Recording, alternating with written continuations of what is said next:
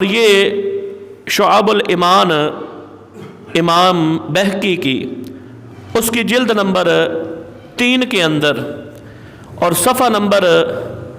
1332 کے اوپر یہ حدیث پاک موجود ہے۔ خاطبنا رسول اللہ صلی اللہ علیہ وسلم فی آخر یوم من شعبان۔ حضرت سلمان فارسی کہتے ہیں جب شعبان کے مہینے کا آخری دن تھا تو کریم آقا صلی اللہ علیہ وسلم نے ہمیں جمع کر کے ہمیں خطبہ ارشاد فرمایا۔ شعبان کے مہینے میں جب آخری دن تھا، رمضان بالکل قریب تھا، آنے والا تھا، تو آقا صلی اللہ علیہ وسلم نے ہمیں خطبہ ارشاد فرمایا۔ کریم آقا صلی اللہ علیہ وسلم نے فرمایا، یا ایہا الناس، اے صحابہ، اے میرے مخاطبین، اے لوگو، قد اظلکم شہر عظیم، تمہارے اوپر بہت بڑا مہینہ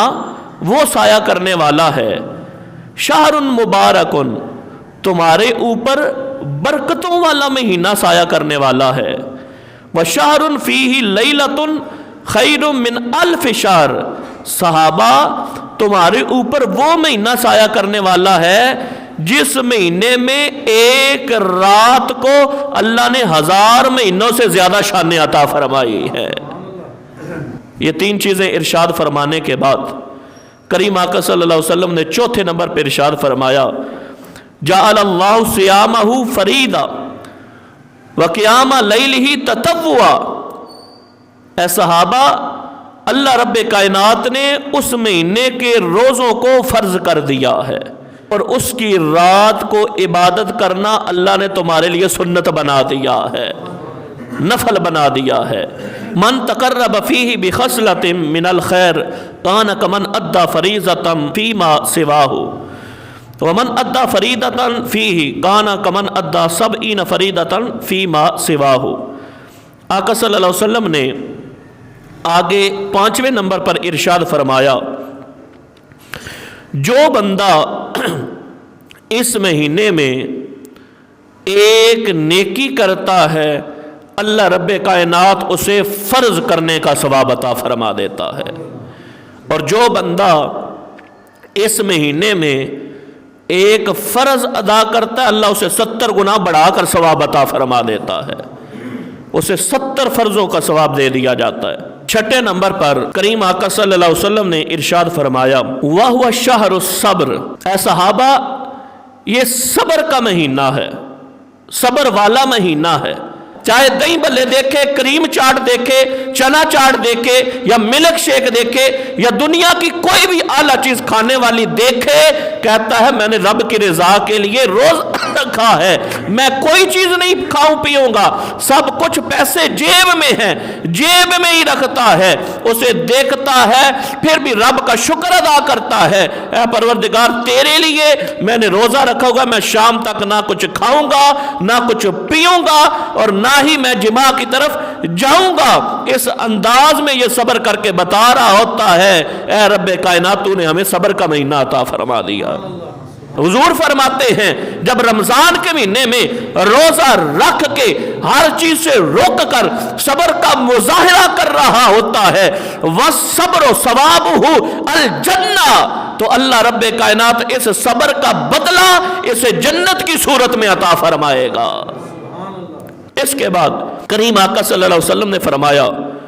وشہر المواسات، یہ ہمدردی کا مہینہ ہے، ہمیں بھی ہمدردی کا اظہار اس مہینے میں کرنا چاہیے۔ اس میں امیر لوگ غریبوں کے ہم درد بن جاتے ہیں اور اپنے کھانے پینے میں انہیں بھی شامل کر لیتے ہیں۔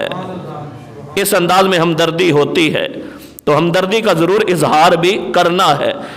اور کریم آقا صلی اللہ علیہ وسلم نے فرمایا، وَشَهْرٌ يُزَادُ فِيهِ رِزْقُ الْمُؤْمِنِ، کریم آقا فرماتے ہیں یہ ایسا مہینہ ہے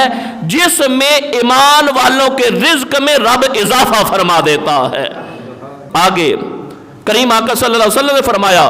مَنْ فَطَّرَ فِيهِ صَائِمًا، جس بندے نے اس مہینے میں کسی ایک روزے دار کا روزہ افطار کروایا، کھلوایا، کان لہ مغفرۃ لذنوبہ وعتق رقبتہ من النار، جس نے ایک روزہ کھلوا دیا کسی روزے دار کا تو اللہ رب کائنات اسے جہنم سے آزاد بھی کر دے گا، رب کائنات اس کے سارے گناہوں کو معاف بھی فرما دے گا۔ بلند آواز سے اس انداز میں سارے گناہ معاف ہو جاتے ہیں، جہنم سے آزادی کا سرٹیفکیٹ مل جاتا ہے۔ کب؟ جب ایک روزے دار کا روزہ افطار کروایا جاتا ہے۔ تو صحابہ نے جب یہ سنا تو آقا صلی اللہ علیہ وسلم نے آگے یہ بھی فرمایا وَقَانَ لَهُ مِثْلُ أَجْرِهِ مِنْ غَيْرِ أَنْ يُنْقَصَ مِنْ أَجْرِهِ شَيْءٌ، جو بندہ روزہ رکھ کے شام کو افطاری کرتا ہے، جس نے روزہ رکھا ہوگا ہے، اسے جب رب ڈھیر سارا ثواب دیتا ہے، ڈھیر سارا ثواب دیتا ہے، تو جس نے اس کا روزہ افطار کروایا اس کے ثواب میں کمی نہیں ہوتی، اتنا ہی علیحدہ طور پہ اللہ روزہ افطار کروانے والے کو بھی ثواب عطا فرما دیتا ہے۔ اتنا ہی اسے ثواب ہے، اتنا ہی ساتھ مفت میں اسے بھی ثواب مل جاتا ہے۔ صحابہ نے عرض کی یا رسول اللہ صلی اللہ علیہ وسلم، ہمارے پاس تو اتنی دولت اور کھانا پینا نہیں ہے، تو ہم روزے داروں کا روزہ کیسے افطار کروائیں؟ تو کریم آقا صلی اللہ علیہ وسلم نے فرمایا یؤتی اللہ ھذا الثواب من فطر صائما علی مزقۃ لبن او تمرۃ او شربۃ من ماء، اے صحابہ جس نے تم میں سے کسی روزے دار کا روزہ افطار کروایا، کوئی بہت زیادہ کھلا پلا کے نہیں، صرف پانی کا ایک گھونٹ پلا کر، جس نے کسی روزے دار کا روزہ کھلوا دیا، کوئی زیادہ کچھ دے کے نہیں، صرف ایک کھجور دے کر، جس نے تم میں سے کسی روزے دار کا روزہ کھلوا دیا، کوئی 5 من دودھ دے کے نہیں، دودھ کا ایک گھونٹ دے کر، کریم آقا فرماتے ہیں اللہ اسے بھی یہ سارا ثواب عطا فرما دے گا۔ اور اب جو امیر صحابہ تھے وہ دل میں سوچنے لگے کہ غریبوں نے تو ایک دودھ کا گھونٹ پلانا ہے، انہیں اتنا ثواب مل جانا ہے،